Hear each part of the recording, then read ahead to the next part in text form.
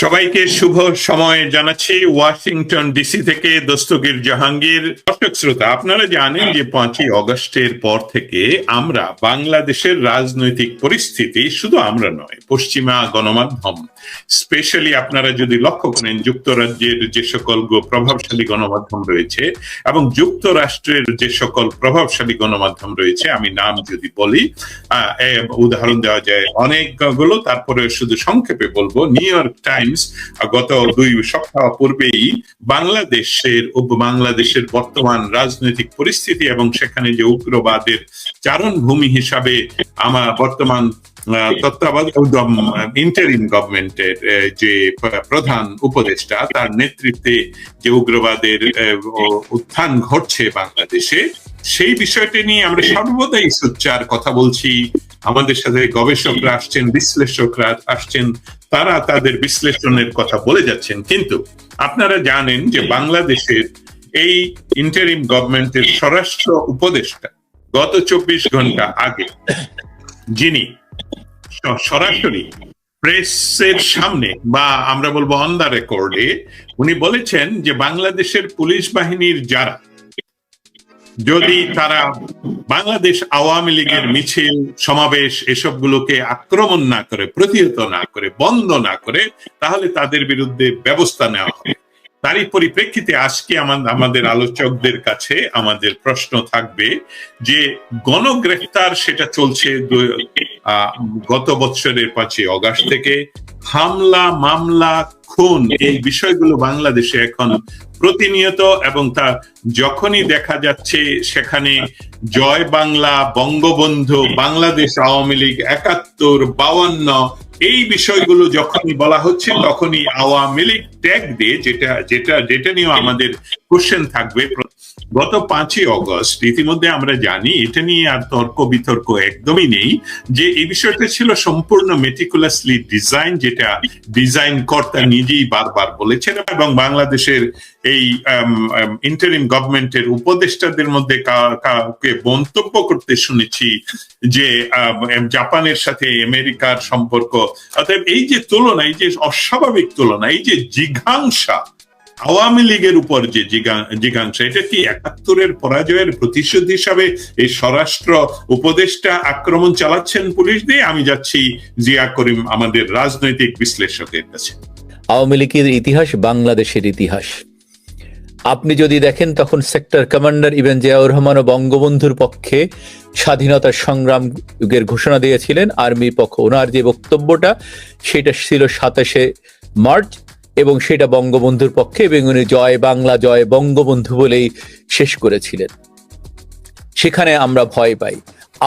আওয়ামী লীগ কোনো এমন কোন রাজনৈতিক দল না যেটা সামরিক জান্তার পকেট থেকে বেরিয়ে এসেছিল, অথবা কোনো কেয়ারটেকার গভর্নমেন্টের পকেট থেকে বেরিয়ে এসেছে, এইরকম রাজনৈতিক দল না।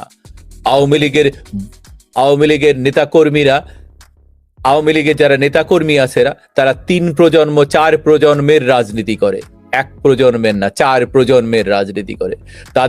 তাদের শিরাতে, উপশিরাতে মুক্তিযুদ্ধের রক্ত বহিত। সো আমরা সেই রাজনীতির সঙ্গে যুক্ত, বঙ্গবন্ধুর রাজনীতির সঙ্গে যুক্ত। এখন যে প্রশ্নটা আপনি রাখলেন, যে এই ডেভিল হান্টের নামে যেগুলি স্বরাষ্ট্রমন্ত্রী যেগুলি করছেন, সেগুলি আপনারা একটু বিশ্লেষণ করে দেখেন, যে যার সঙ্গেই মুক্তিযুদ্ধের সম্পর্ক নিহিত ছিল, যেখান থেকে আমাদের 52-র ভাষা আন্দোলন শুরু হয়েছিল, ওসমান আলীর বাড়ি সেটাও গুড়িয়ে দেওয়া হলো। আমাদের স্বাধীনতা সংগ্রামের সূতিকাঘর 32 নম্বরকে গুড়িয়ে দেওয়া হলো। আমাদের মুক্তিযুদ্ধ জাদুঘর গুড়িয়ে দেওয়া হলো। কয়েকদিন আগে রফিক আজাদের বাড়ি গুড়িয়ে দেওয়া হলো। যেখানে এই মুক্তিযুদ্ধের সম্পর্ক নিহিত আছে, সেইগুলি সব গুড়িয়ে দেওয়া হচ্ছে। তার অর্থ এটাই দাঁড়ায় যে এই ইউনূস সরকার, যার সঙ্গে আপনি দেখতে পাবেন না, আপনাকে আরো একটা জিনিস এর ভেতরে দেখতে হবে, যে একমাত্র ফরেনার যিনি বাংলাদেশের পক্ষে যুদ্ধ করেছিলেন, যুদ্ধের জন্য সমস্ত কলকৌশল এবং তার সঙ্গে লোক জোগাড় থেকে শুরু সবকিছু যুক্ত করেছিলেন, সেটা হচ্ছে বাটার যিনি কর্ণধার ছিলেন বাংলাদেশে উনি, এবং উনি বীর প্রতীক খেতাব দেওয়া হয়, বঙ্গবন্ধু ওনাকে বীর প্রতীক খেতাব, ওনার সেই বাটার দোকানগুলিকে ভেঙে গুড়িয়ে দেওয়া হলো একটাই কারণ, সেটার সঙ্গে বাংলাদেশের স্বাধীনতা সংগ্রাম যুক্ত। এজন্যই এখন আপনারা যদি মনে করেন যে 75-এ বঙ্গবন্ধু এবং বঙ্গবন্ধু পরিবারকে মেরে ফেলেই আপনারা আওয়ামী লীগকে নিশ্চিহ্ন করে দেবেন, আওয়ামী লীগ কারোর পকেট থেকে বেরিয়ে আসা দল না যে আওয়ামী লীগকে নিশ্চিহ্ন করে দেওয়া যায়। আওয়ামী লীগের অনেক নেতাকর্মী আছে যারা স্বেচ্ছায় জীবন দিতে প্রস্তুত থাকে। আমরা 1979 আপনাদের মনে আছে হয়তো অনেকের, যারা ঢাকা শহরে ছিলেন বা অন্য জায়গায়, তখন হীরক রাজার দেশে একটি ছবি এসেছিল, তখন দড়ি ধরে মারো টান রাজা হবে খান খান, আমরা তখন স্লোগান দিতাম দড়ি ধরে মারো টান জিয়া হবে খান খান, আমরা জিয়াকে খান খান করে ছেড়েছি। আমরা কিছুদিন আগে দেখবেন যে বিএনপি মনে করে, এখন বিএনপির নেতা নজরুল ইসলাম খান বলেছেন যে নির্বাচন হবে না, অথচ নির্বাচনের জন্য আন্দোলন করতে হবে না। নির্বাচন তো দিবেন না। ওনারা এখন এক কথা বলেন, কয়েকদিন আগে ওনাদের নেতার সঙ্গে লন্ডনে মিটিং করেছেন খালেদা জিয়া সঙ্গে এবং তারেক রহমানের সঙ্গে জামাতের নেতা, তার মানে তারা ওই একই ভাবধারায় ফিরে যেতে যায়। আপনারা এটাও দেখতে পাবেন যে আওয়ামী লীগের যে জনসমর্থন সেটা কমেনি, বেড়েছে। আওয়ামী লীগ সর্বনিম্ন ভোট পেয়েছে 2001 সালে, সেটা হচ্ছে অলমোস্ট 41%। তারপরে আওয়ামী লীগ হেরে যাওয়ার পরে আওয়ামী লীগের উপরে যে জুলুম, হত্যা, নির্যাতন শুরু হয়, তার পরিস্থিতিতে খুলনা মহানগর আওয়ামী লীগের সভাপতি মঞ্জুরুল ইমামকে হত্যা করা হয়, ঢাকায়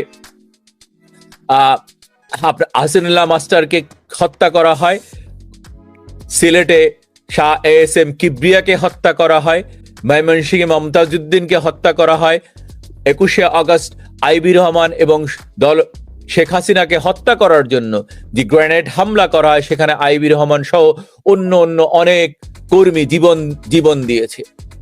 আওয়ামী লীগ ঘুরে দাঁড়িয়েছে। আওয়ামী লীগের অনেক নেতাকর্মী আছে যারা এই পরিস্থিতিতে ঘুরে দাঁড়াবে, জননেত্রী শেখ হাসিনার পাশে দাঁড়াবে, যারা দুর্নীতি করেছে। আমি এইখানে একটি কথা পরিষ্কার বলতে চাই, সে যারা দুর্নীতি করেছে, যারা অপরাধী, তাদের বিচার করুন, আওয়ামী লীগ বিচার করবে ইনশাআল্লাহ। এবং যে সমস্ত পুলিশ ভাইদের হত্যা করা হয়েছে, এই ইউনূস সরকার 2308 জন পুলিশকে হত্যা করেছে, এইটার বিচার আওয়ামী লীগ করবে ইনশাআল্লাহ। এবং এদেরকে পুনর্বাসন করা হবে, এদের পরিবারকে পুনর্বাসিত করা হবে। বিডিআর হত্যা করা হয়েছে, আনসার হত্যা করা হয়েছে, প্রতিটা জায়গায় যে হত্যাকাণ্ডগুলি হয়েছে, আমি আশা করব বঙ্গবন্ধু কন্যা বীরের বেশে বাংলাদেশে আসবে এবং এই হত্যাকাণ্ড যারা ঘটিয়েছে তাদের বিচারের কাঠগড়ায় দাঁড় করানো হবে এবং এদেরকে পুনর্বাসিত করা হবে। আমি আরো একটা জিনিস বলতে চাই যে এর আগে সেনাবাহিনীর প্রধান ছিলেন, উনি কয়েকটা কথা বলেছিলেন বাজে, যে বঙ্গবন্ধু কন্যাই একমাত্র ব্যক্তি, একমাত্র নেতা বাংলাদেশের যিনি একসময় আর্মি একবেলা ভাত খেত, উনি তাকে 2 বেলা ভাতের ব্যবস্থা করেন, আমিষের 2 বেলা আমিষের ব্যবস্থা করেন। তো বঙ্গবন্ধুর কন্যার কি এইটাই অপরাধ? আমি সেনাবাহিনীর সৈন্যদেরকে যারা আছেন তাদের কাছে জিজ্ঞাসা, এবং তারা আশা রাখি তারা রুখে দাঁড়াবে এই ইউনূস গঙের বিরুদ্ধে। কারণ দেখেন যে বঙ্গবন্ধু কন্যা বয়স্ক ভাতা দিয়েছে, বৃদ্ধ ভাতা দিয়েছে, যারা বিকলাঙ্গ তাদের জন্য বাড়ির ব্যবস্থা করেছেন, তাদের ভাতার ব্যবস্থা করেছেন। এটা কি অপরাধ? যোগাযোগ ব্যবস্থার যে যুগান্তকারী অবদান রেখেছিলেন বঙ্গবন্ধু কন্যা, পদ্মা সেতু, কর্ণফুলী টানেল সহ মসজিদ করা থেকে এমন কোনো জিনিস উনি করেন নাই, ঢাকা শহরে ফ্লাইওভার করা, যানজটে মেট্রো রেল করা, এইগুলি কি ওনার অবদান? প্রতিটা বাড়িতে বিদ্যুৎ পৌঁছে দেওয়া, এটা কি ওনার অপরাধ? এখন তো আমরা যেটা দেখি, এখন দেখেন প্রতিটা ব্যাংক, প্রতিটা শিল্প কলকারখানা বন্ধ হয়ে যাচ্ছে। আমাদের দেশে যে টায়ার 80% টায়ার আসতো গাজী টায়ার থেকে, সেই টায়ার 2 সপ্তাহ ধরে পুড়ে ছারখার হলো। আর এই অথর্ব স্বরাষ্ট্র উপদেষ্টা এবং অথর্ব ইউনূস সাহেব দেখলেন পুড়লো, দেশের সম্পদ নষ্ট হলো, এটার জন্য কোনো প্রতিহত করার জন্য কোনো কিছু ব্যবস্থা নিলেন না। এর বাইরেও দেখেন কিছুদিন আগে অনন্ত জলিল বলেছেন যে আপনারা একটা শিল্প কারখানা গড়তে পারেন না, অথচ শিল্প কলকারখানা ভেঙে গুড়িয়ে দিচ্ছেন। তাহলে এখন যারা কথা বলছে এই অথর্ব, আমি মাঝে মাঝে বলি যে কিছু কিছু মানুষের বুদ্ধি হাঁটুতে, এই অথর্ব স্বরাষ্ট্র উপদেষ্টার বুদ্ধি হচ্ছে হাঁটুতে। একে কে যে 3 স্টার জেনারেল বানিয়েছিল আমার জানা নেই। এ 3 স্টার জেনারেল হওয়ার মতো একজন সোলজার না। যখন 5ই আগস্টের পরে সাখাওয়াত সাহেবকে স্বরাষ্ট্র মন্ত্রণালয়ের দায়িত্ব দেওয়া হয়, উনি স্পষ্ট করে বলেছিলেন যে বাংলাদেশে যে গুলি ব্যবহার করা হয়েছে 7.62 মিলিমিটার, এটা বাংলাদেশ আর্মি বা পুলিশ ব্যবহার করে না। তারপরের দিনই ওনাকে সরিয়ে দেওয়া হলো। কেন সরিয়ে দেওয়া হলো? উনি বলেছিলেন আমি এইগুলোর তদন্ত করব, ওনাকে সরিয়ে দেওয়া হলো। এরপরে যাকে আনা হলো এই 3 স্টার জেনারেল, যিনি অথর্ব কোনো কাজের না। উনি বারবার হুঙ্কার দেন, কিন্তু ওনার পেছনে কোনো লোক নেই। কিন্তু উনি আবার মনে করেন যে প্রশাসন দিয়ে আওয়ামী লীগকে দাবিয়ে রাখা যাবে, আওয়ামী লীগকে দাবিয়ে রাখা যাবে না। গভীর রাতে রাত 2টার সময় বা 3টার সময় উনি আবার প্রেস কনফারেন্স করেন বাংলাদেশের স্বরাষ্ট্র মন্ত্রণালয়ের উপদেষ্টা, যাতে দেশে উনি তথা নিয়ন্ত্রণ প্রতিষ্ঠা করতে পারেন। না, উনি পারেন না, কারণ ওনার পাশ থেকে একজন বলে দেন সমস্ত কিছু আওয়ামী লীগ করেছে, এবং উনি সেই কথাটাই বলেন।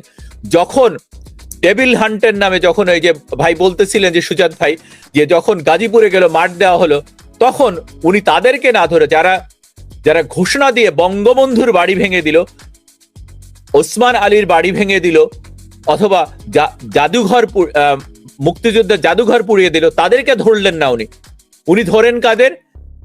যারা স্বাধীনতার কথা বলে, যারা বঙ্গবন্ধুর কথা বলে, যারা 71-এর কথা বলে, তাদেরকে উনি ধরতে চান। আর মানে এইটা দাঁড়ায় যে উনি স্বাধীনতা বিরোধী।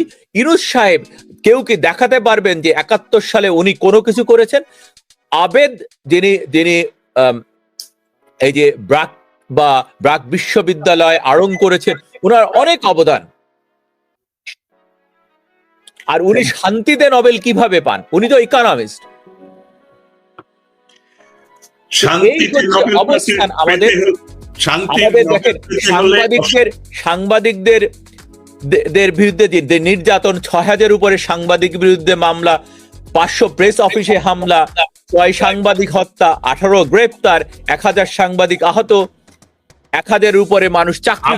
আবার অবশ্যই জিয়া করিম, আপনার কাছে অবশ্যই ফিরে আসবো। এই যে বাংলাদেশের এমন কোন সেক্টর নেই যেখানে তারা এই ধরনের অত্যাচার পরিচালিত করছে না, মানে বাংলাদেশে নির্যাতিত সমস্ত সেক্টর। বাংলাদেশে এই মুহূর্তে বিচার ব্যবস্থা সম্পূর্ণ অচল। আপনারা জানেন প্রায় 100-এর মতন অ্যাডভোকেট, তাদেরকে একসাথে জেলে পুরে দেয়। এটা পৃথিবীর ইতিহাসে, বঙ্গবন্ধুর কথা বললেই বলে জেলে ঢুকে দাও, স্বাধীন 71-এর কথা বললেই বলে জেলে ঢুকে পুরে দাও। এবং জেলে ঢুকানোর পর যে ঘটনাটা ঘটে যে তাদেরকে বেল দেওয়ার কোনো ব্যবস্থাই বাংলাদেশে এই মুহূর্তে নাই। এখন যে বিষয়টা, এই যে জিঘাংসা, স্বরাষ্ট্র মন্ত্রণালয়ের উপদেষ্টা উনি যখন সরাসরি বলেন আওয়ামী লীগকে মিছিল করতে দেয়া হবে না, আসলে আওয়ামী লীগকে কি থামিয়ে রাখা যাবে?